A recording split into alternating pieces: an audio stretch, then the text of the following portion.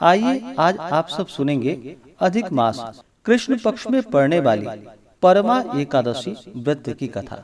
आप सभी भक्तों को परमा एकादशी व्रत की ढेर सारी शुभकामनाएं। परमा एकादशी के व्रत में इस दिन विशेष प्रकार से भगवान विष्णु, माता लक्ष्मी, भगवान श्री कृष्ण और भगवान विष्णु के नरोत्तम स्वरूप का पूजन किया जाता है।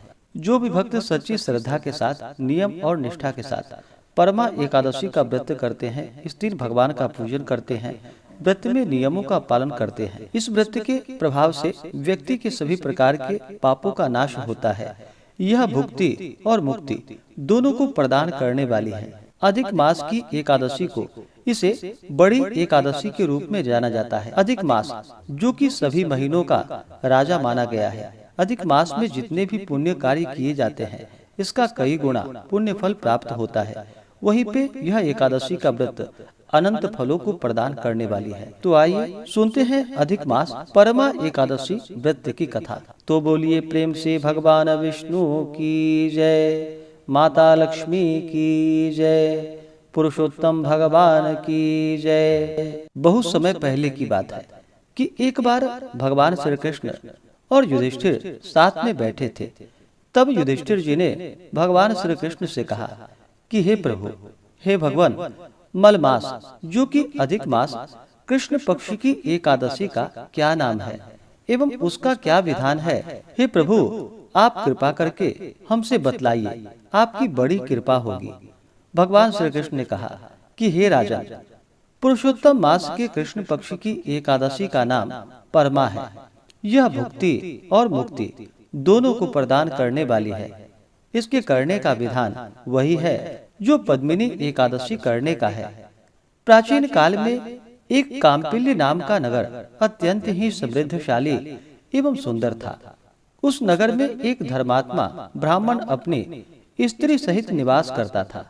वह ब्राह्मण अत्यंत दीन और दरिद्र था। उसकी स्त्री परम धर्मात्मा और पतिव्रता थी। उसे जो कुछ मिले उसमें से वह अतिथियों का सत्कार कर, बचा हुआ अपने पति को खिलाकर और खुद भी अनवरत उपवास कर निराहार रह जाती थी। इस प्रकार करते करते उसका स्वास्थ्य बिगड़ने लगा और वह अत्यंत दुर्बल हो गई। यह देखकर ब्राह्मण बड़ा दुखी होकर अपने को ही कोसने लगा कि जब मैं स्त्री का भरण पोषण नहीं कर सकता तो मुझे विवाह ही नहीं करना था। अपने मन में बहुत कुछ विचार सोचकर उसने अपनी स्त्री से कहा कि हे प्रिय, मेरी वजह से तुम्हें महान कष्ट भोगना पड़ रहा है। यदि मुझ दरिद्र के साथ तुम्हारा विवाह न हुआ होता तो कदाचित तुम्हारी यह दशा न होती। अब तो मुझे बताओ कि इस दरिद्रता को दूर करने के लिए मैं क्या करूं? यदि तुम कहो तो मैं अब यहाँ से कहीं अन्यत्र जाकर धन उपार्जन करने का प्रयास करूं। अपने पति के ऐसे वचन को सुनकर सुंदर स्त्री ने कहा कि हे प्राणनाथ, यह आप क्या कह रहे हैं? दासी से क्या अपराध हुआ है जो आप दासी को त्यागने का विचार कर रहे हैं? आप कहीं न जाइए, अपने घर में ही रहिए। ब्राह्मणी के ऐसे वचन को सुनकर ब्राह्मण चुपचाप रह गया। संयोगवश एक दिन उसके घर पर महर्षि कौंडिन्य आ गए। दोनों प्राणियों ने उनका यथाशक्ति आदर सत्कार किया।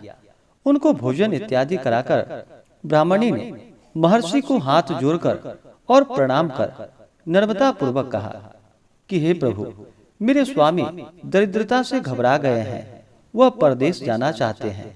सो हे प्रभु, कोई ऐसा व्रत हो तो मुझे बतलाइए कि जिसको करने से मेरे स्वामी इस दरिद्रता से छूट जाएं। ब्राह्मणी के ऐसे वचन को सुनकर कौंडिन्य ऋषि जी ने कहा कि हे महाभागे, तुम पुरुषोत्तम मास के कृष्ण पक्ष की परमा एकादशी का व्रत करो। तुम्हारा मनोरथ अवश्य ही सिद्ध होगा। इस एकादशी के पुण्य फल से और प्रताप से धनपति बन गए। इस एकादशी के पुण्य फल एवं प्रताप से महाराज हरिश्चंद्र भी, जो कि उनका गया हुआ राज्य था, वह फिर से उन्हें प्राप्त हुआ। साथ ही पंचरात्रि व्रत का महात्म्य और भी अद्भुत है एवं महान है। दशमी से लेकर के अमावस्या तक नित्य प्रति स्नान कर भगवान का पूजन कर निराहार रहकर व्रत को करे और रात्रि में जागरण करे। यह नियम 5 रात्रि तक बराबर चलावे तो अवश्य ही मनोवांछित फल की प्राप्ति हो पाएगी और अंतकाल में विष्णु लोक को प्राप्ति होगी। और यदि 5 रात्रि तक केवल एक बार संध्या समय भोजन करे तो महान फल होता है। विद्वान ब्राह्मणों को तिल पात्र दान करने से पात्र में जितने तिल होते हैं उतने वर्ष पर्यंत स्वर्ग सुख भोग करने का फल प्राप्त होता है। अस्तु, तुम भी अपने पति के साथ मिलकर इस व्रत का अनुष्ठान करो, तुम्हारी कामना अवश्य ही पूर्ण होगी। महर्षि की कथा के अनुसार दोनों ने परमा एकादशी का और पंचरात्रि व्रत यथारीति के साथ धारण किया। पंचरात्रि होकर जिस समय प्रभात हुई और वे लोग व्रत का पालन कर चुके, उसी वक्त उनके पास एक राजकुमार आया और उन्हें राज सम्मान के साथ ही साथ साथ सुंदर सामग्रियों से भरे उत्तम भवन एवं अतुल धन राशि तथा जागीर प्रदान की। पंचरात्रि व्रत के प्रताप से वह ब्राह्मण और ब्राह्मणी इस लोक में महान सुख और संपत्ति को भोग कर अंतकाल में विष्णु लोक को गए। भगवान श्री कृष्ण बोले कि हे राजा, जिसने परमा का व्रत कर लिया उसको पुष्कर, गंगा एवं अन्य तीर्थों की क्या आवश्यकता है। गया जी में श्राद्ध करने की क्या जरूरत है। यह सब महान फल तो परमा के व्रत करने से ही प्राप्त हो जाते हैं। जिस प्रकार द्विपदों में ब्राह्मण, चतुष्पदों में गाय और देवता में इंद्र श्रेष्ठ माने गए हैं, उसी प्रकार महीनों में मलमास, अधिक मास श्रेष्ठ कहा गया है। उसके अंतर्गत 5 रात्रि और भी महान पुण्यों को देने वाली है। उससे भी अधिक पुण्यप्रद और अक्षय फल देने वाली पद्मिनी एकादशी और परमा एकादशी का व्रत है, क्योंकि 84 लाख योनियों में भ्रमण करने के बाद मनुष्य योनि में जन्म बड़े भाग्य से मिलते हैं। इसलिए बलपूर्वक सबको पुण्य संचित करनी चाहिए। हे राजा, आपने जो प्रश्न मुझसे किया था उसका उत्तर मैंने आपको सुना दिया। अब आपको भी श्रद्धा भक्ति सहित परमा एकादशी का व्रत अवश्य ही करनी चाहिए। इस प्रकार से अधिक मास पुरुषोत्तम मास की परमा एकादशी व्रत की कथा पूर्ण हुई।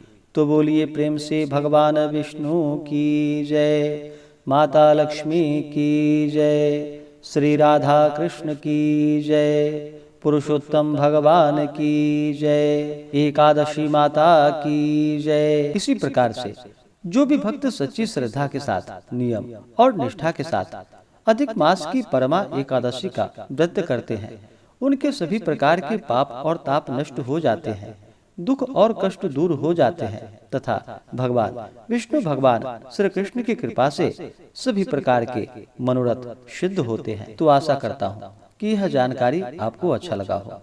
ऐसे ही ज्ञानवर्धक जानकारियाँ प्राप्त करने के लिए हमारे इस चैनल पे अगर आप नए हैं तो चैनल को लाल बटन दबा करके सब्सक्राइब करें, साथ में बेल आइकन घंटी को दबाएं ताकि मेरे वीडियो का नोटिफिकेशन आपको समय से मिलता रहे।